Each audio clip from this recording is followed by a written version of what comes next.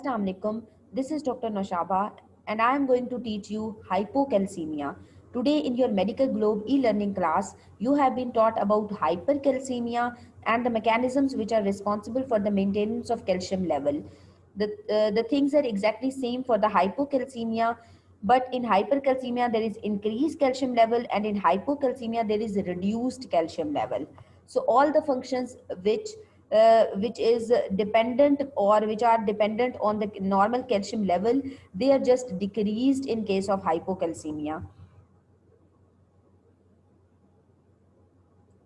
First of all, we will discuss what hypocalcemia is. In our body, normal serum calcium level is 8.5 to 10.5 milligram per deciliter. Any calcium level which is less than 8.5 will be considered hypocalcemia.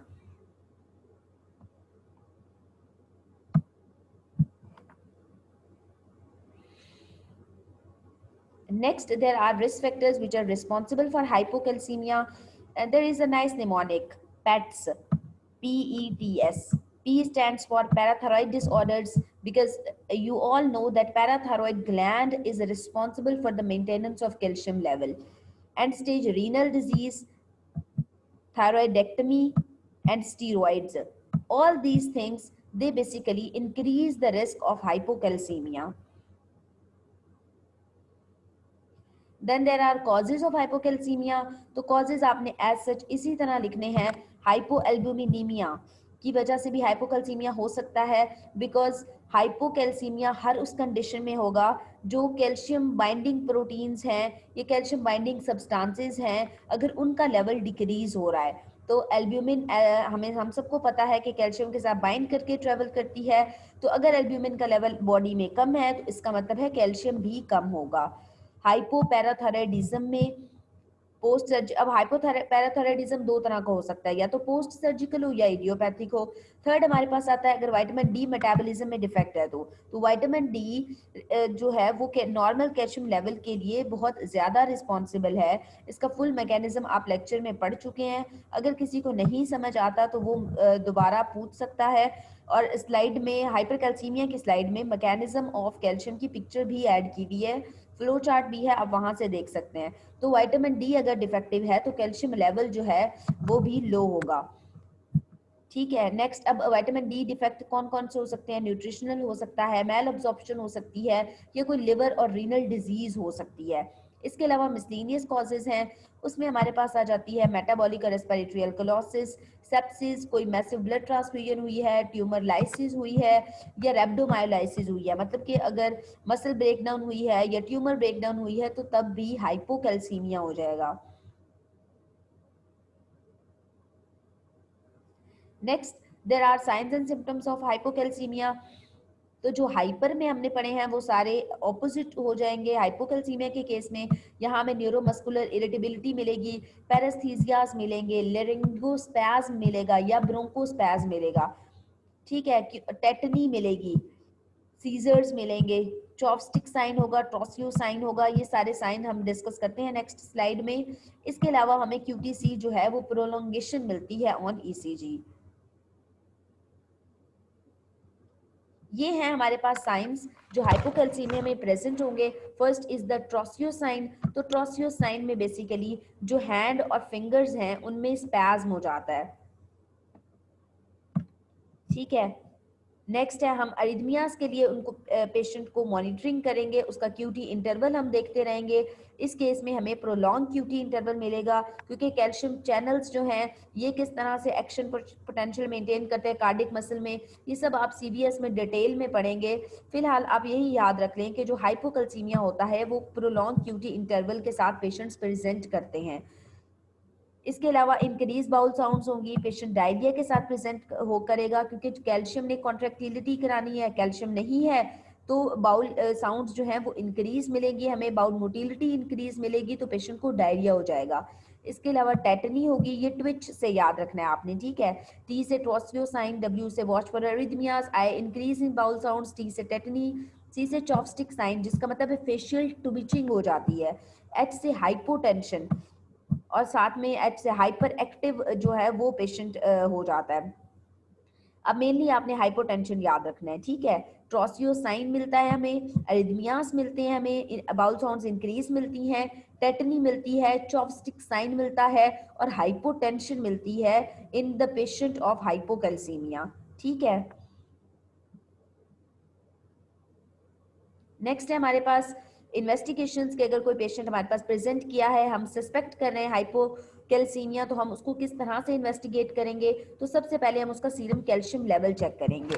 उसको हम देख लेंगे कि total calcium level कितना है और आयनिक calcium level कितना है, और उसके बाद हम हर वो चीज़ कराएंगे जो कैल्शियम के साथ बाइंड करके हमारी ब्लड में ट्रेवल करती है।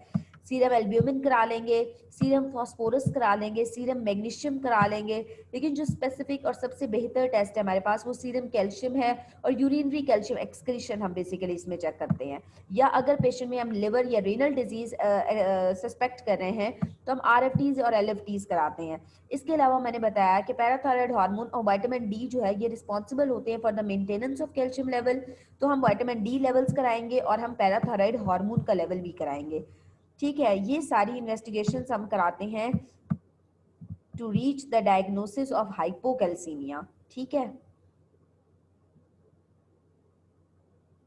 नेक्स्ट है ट्रीटमेंट किस तरह से करेंगे। तो treatment will be according to the presentation and according to the severity of symptoms.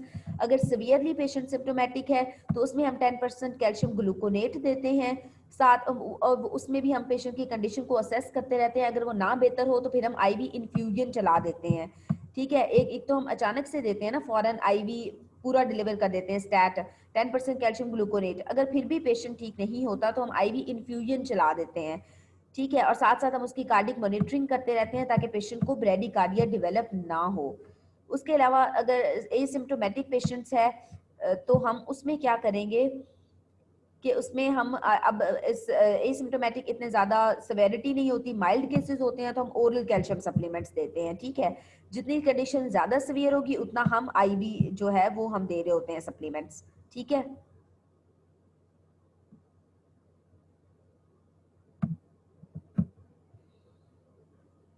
अब नेक्स्ट है हमारे पास, ये बहुत खूबसूरत सा फ्लो चार्ट है, इसमें डिफरेंस बताया हुआ है कि हम किस तरह से उन पेशेंट्स को ट्रीट करेंगे जिनमें हमें फ़ौरन से कैल्शियम लेवल ठीक करना है, और कुछ हमारे पास ऐसे पेशेंट्स होते हैं जिसमें हमारे पास टाइम होता है कि हम डेज टू वीक्स इंतज़ार करें और कोई ऐसी थेरेपी यूज़ करें जो कुछ डेज के बाद रिस्पॉन्स शो करे, ठीक है। ये माइल्ड केसेस के लिए हम बेसिकली यूज़ कर रहे होते हैं, ठीक है। इसलिए हमारे पास अगर हमें फ़ौरन से चाहिए, पेशेंट इमरजेंसी में प्रेजेंट किया है, हमें ओवर मिनट्स कंट्रोल चाहिए, तो हम IV कैल्शियम ग्लूकोनेट देते हैं, ठीक है। अब अगर ये परसिस्ट करे तो फिर हम इन्फ्यूजन चला देते हैं। सेम वही बात है जो हम पिछली स्लाइड में डिस्कस कर चुके हैं। अब नेक्स्ट हमारे पास एक दूसरी सिचुएशन है माइल्ड केस वाली। तो माइल्ड केस में हम क्या करते हैं, विटामिन D ट्रीटमेंट देते हैं, हम साथ में पेशेंट का पैराथायरॉयड हार्मोन का लेवल चेक करते हैं। अगर पैराथायरॉयड हार्मोन डेफिशिएंट है तो क्या करेंगे, विटामिन D एनालॉग देंगे हम, ठीक है। और अगर पैराथायरॉयड हार्मोन इंटैक्ट है तो हम कोलीकैल्सिफेरोल या फिर अर्गो कैल्सिफेरोल जो होता है हमारे पास, हम वो देते हैं, ठीक है। मतलब अगर पैराथायरॉयड हार्मोन डेफिशिएंट है तो हम या तो parathyroid hormone as it is दे सकते हैं या हम विटामिन D एनालॉग्स देते हैं। अगर पैराथायरॉयड हार्मोन इंटैक्ट है तो मतलब इंटैक्ट है तो वो अपना एक्शन परफॉर्म नहीं कर पा रही, तो फिर हम कोलीकैल्सिफेरोल देते हैं और या फिर अर्गो कैल्सिफेरोल दे देते हैं, ठीक है। डोजेस वगैरह आपको याद करने की जरूरत नहीं है, इतनी डिटेल में जाने की जरूरत नहीं है। हाइपोकैल्सीमिया एक छोटा सा टॉपिक है, तो आपने बस समझ लेना है इसको, और इसकी मेन पॉइंट्स आपको पता होने चाहिए कि इन्वेस्टिगेशन कौन सी कराएंगे, इसके साइंस कौन से होते हैं, पेशेंट किस तरह प्रेजेंट करेगा और हम ट्रीट कैसे करेंगे, ठीक है। ट्रीटमेंट में हम दो ही चीज़ें यूज़ करते हैं, दैट इज कैल्शियम ग्लूकोनेट और विटामिन D। और कैल्शियम ग्लूकोनेट हम IV भी दे सकते हैं और ओरल भी दे सकते हैं। IV उन पेशेंट्स में देंगे जो ज़्यादा सीवियर है सिम्टम्स के साथ प्रेजेंट करते हैं, और ओरल उनमें देंगे जो माइल्ड सिम्टम्स के साथ प्रेजेंट करते हैं, ठीक है। That's all about hypocalcaemia. In case of any query, any confusion, you can ask. Okay, thank you.